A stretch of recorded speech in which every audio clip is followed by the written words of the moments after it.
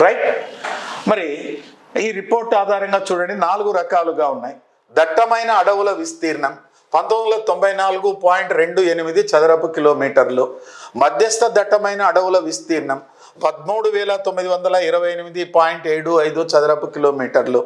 బహిరంగ అడవులు open forest 13,861.27 చదరపు కిలోమీటర్లు. చిట్టడవులు స్క్రబ్స్ అంటారు చూడండి 8,216.09. మొత్తము పైన ఈ డేటానంతా తీసుకుంటే 38,060.39 ఉన్నది. మీకు భూ వినియోగంలో కూడా భూ వినియోగంలో 8 రకాలని చెప్పాను కదా, ఆ 8 రకాల్లో భాగంగా కూడా ఇదే డేటా ఉందమ్మా. మనకు సోషియో ఎకనామిక్ సర్వే అంతా కూడా ఇదే విధంగా. దీని ప్రకారమే 13 జిల్లాలకే విభజన ఉందమ్మా.